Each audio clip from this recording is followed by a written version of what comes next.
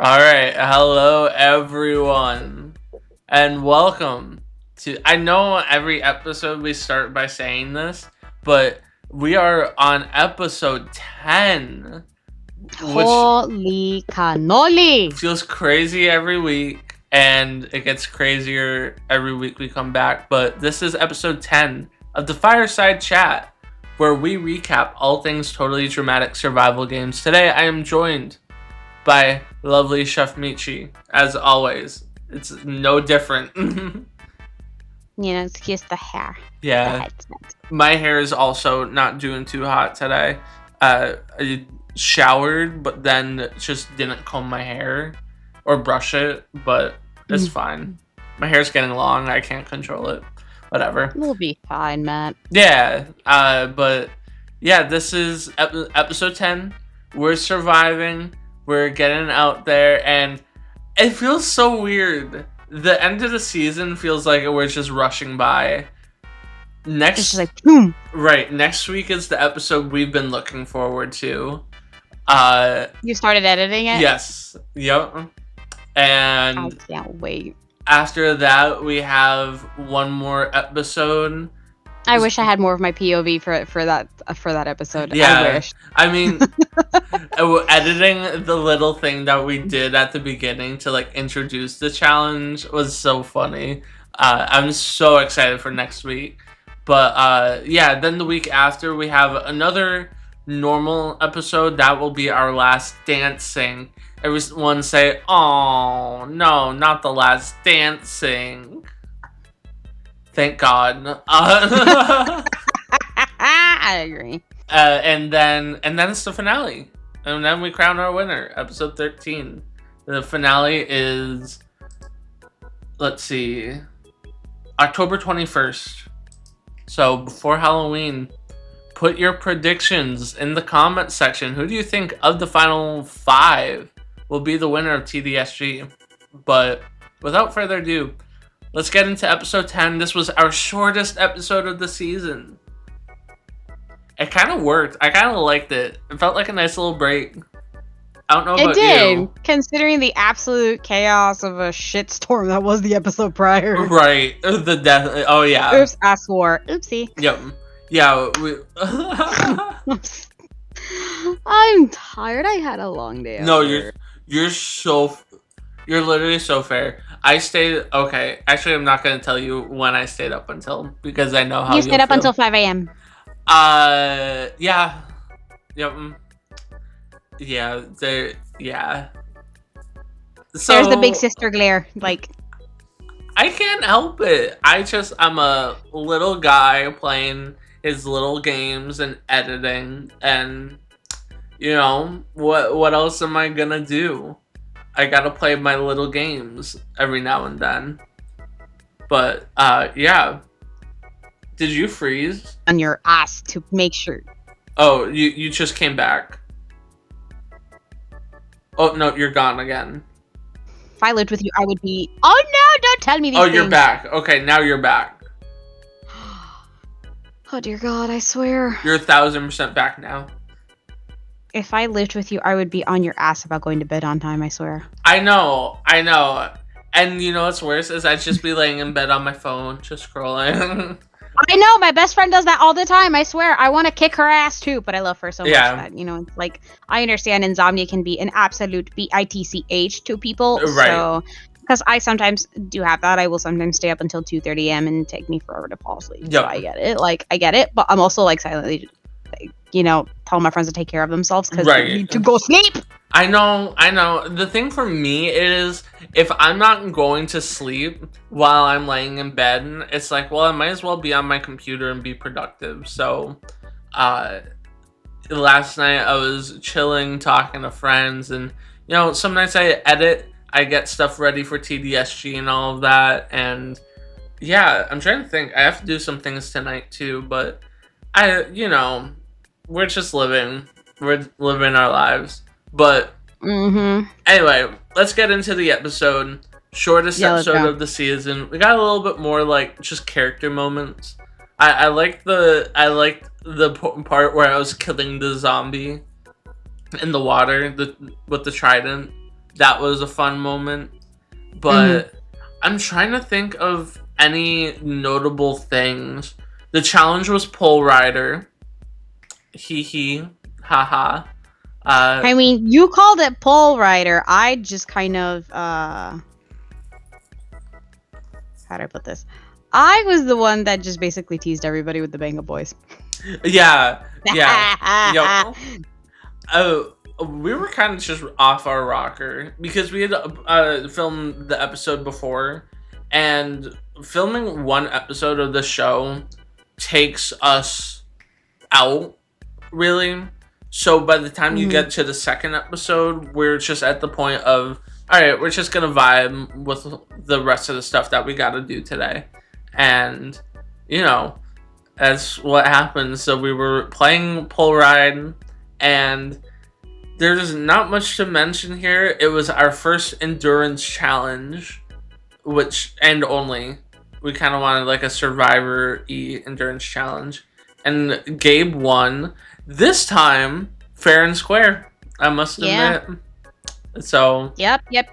This was actually fair and freaking square. This was actually fair and square. Has the Edwin seal of approval and the Michi seal of approval. Because he actually played this one. Right. He had to. If not, he would have found a way to cheese it. Right, exactly. So, I mean, it all just turns out, and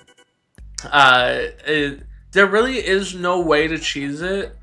The concept's simple, and I think once you have a simple concept, it's really hard to cheese it. Edgy was kind of cheesing it at the beginning because how they were doing it was they were going up, down, up, down, up, down, up, down in short increments till they got to the bottom. And then we're doing the same thing going up. So they had to reach the endpoints a different amount of times. But then eventually, I think that's how they got to the last two. But I think the big part that was messing people up was getting rid of the ladders. So, yeah. 100%. What if this is just our shortest fireside chat? Because I don't know if anything is to be said else. There really isn't, because, you know, everybody was clowning each other. Basically, this challenge was difficult for us because we're all neurospicy people. Right. Because it required us to focus, and it's hard for all of us to turn our brain off. And part of the reason Gabe was able to succeed is because he actually did end up turning his brain off entirely. Oh, yeah. He fully...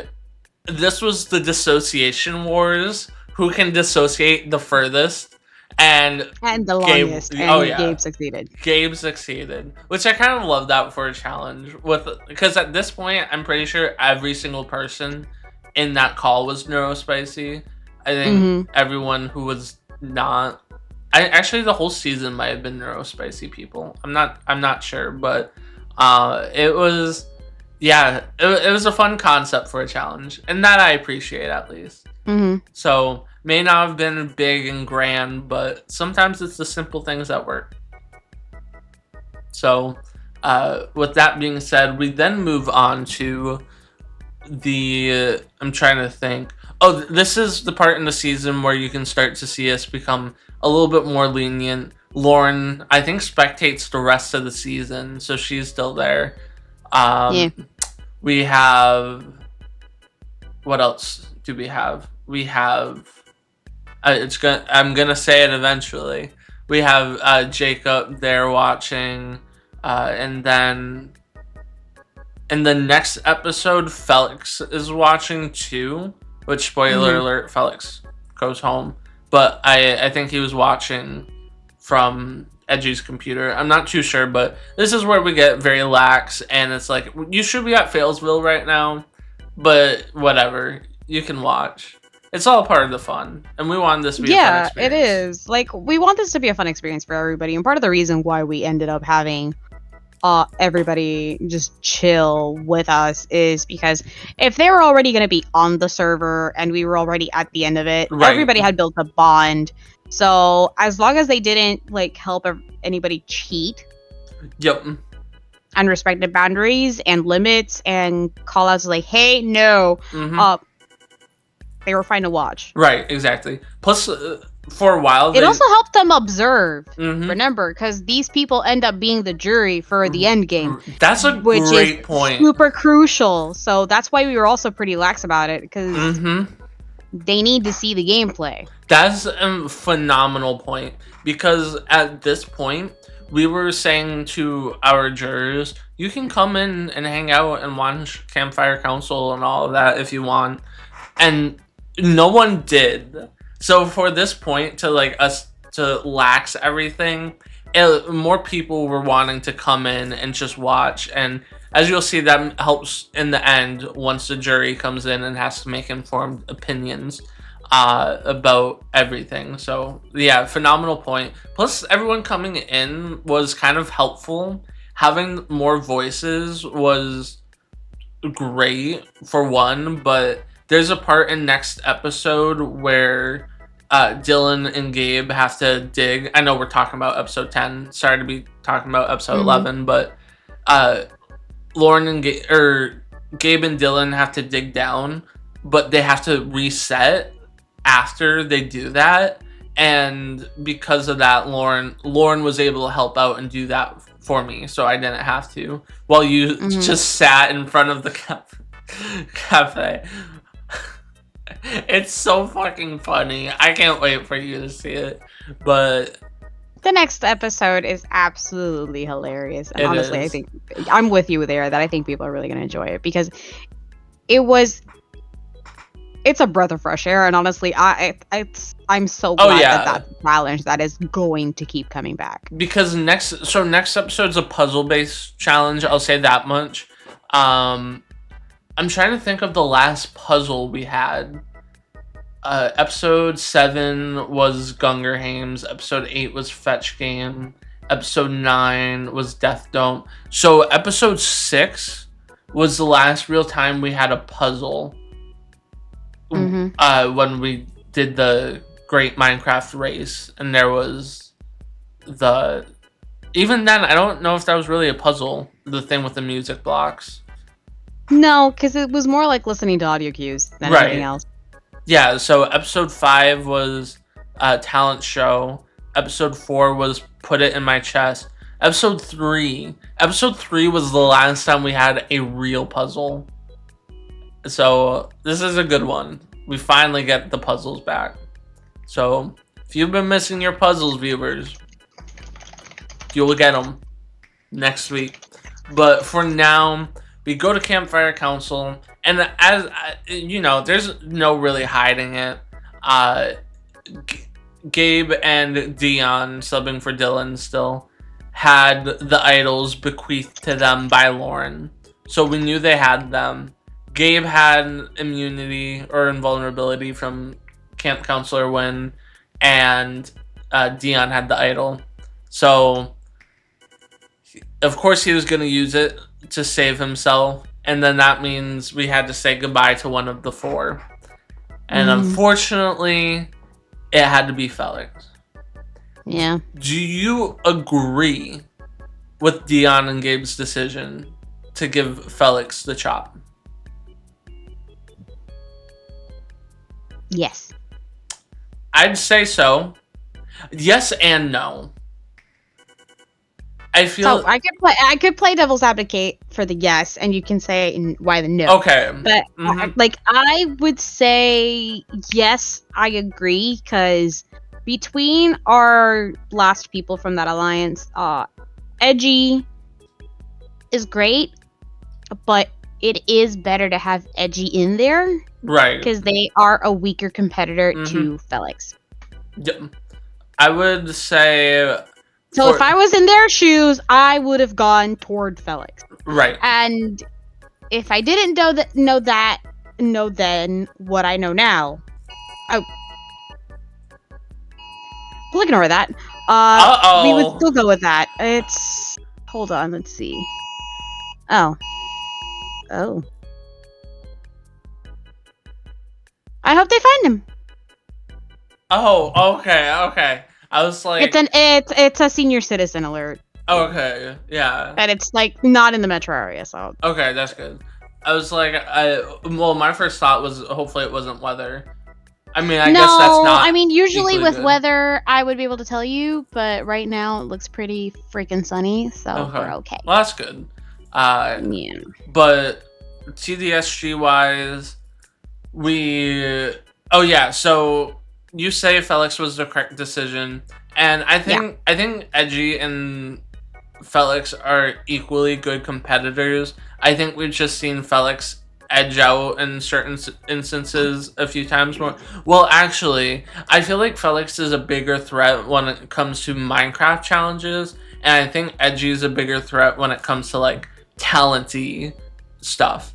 Like they have their own specific things that they're stronger with.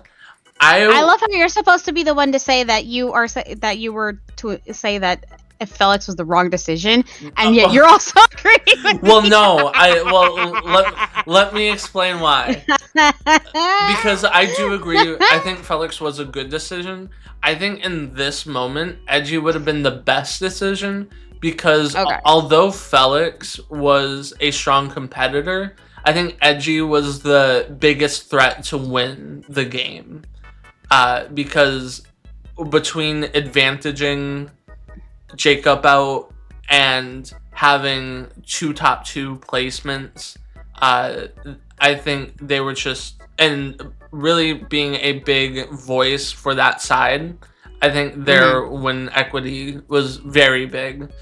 And yeah, that's what I would have said. Edgy was the right one to take out here, but I think Felix is like the next best option because once we get into the next challenge, you kind of need to bank on the same exact thing happening where Gabe or Dylan wins and you can use the immunity to save someone else. So, yeah, but Felix does go home and you'll just have to find out what happens next week. See who goes home next. Y'all aren't ready for next week, I swear. No, you are not. So we are down to our final 5, just 5 lone soul. Excuse me as I burp. You're fine. 5 lone souls wandering Camp Berniero, solving a mystery. Dun dun dun. So dun. Tune in Monday. Dun include the Law and Order title. Yeah. We make ourselves laugh in this household. We're good people. See? All we need is each other to laugh.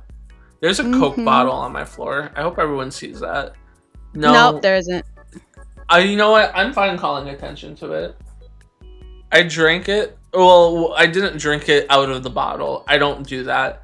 But I mean, the only bottle I drink out of is the glass one because it's like 8 ounces, so it's tiny. You've seen me drink glass Coke. Yeah. Oh yeah. And it's a tiny little dainty thing. Yeah, that Coke is currently in here, and as we know, whenever I finish something, I just throw it behind me. There's a GIF of me doing that from my old stream days. Did I send you that GIF that I found it? Oh, you found it? I have it somewhere. Oh yeah, because your screen. Yeah. No, you're fine. But thank you for watching episode 10. We will be back. Yeah. Next Monday, where we will recap episode 11. Michi, I hope you will be able to join us then. I hope so too. And I say that because you might be not with us. I know, Matthew. I know. I'm sorry. Edwin. No, you're fine. I'm sorry to make you relive that. So. It's all right. And you'll have to relive it next Monday too. I know. And also join us back here next Wednesday, where we recap the episode again. My mom's calling me, so I gotta go. All right, we're good. Goodbye.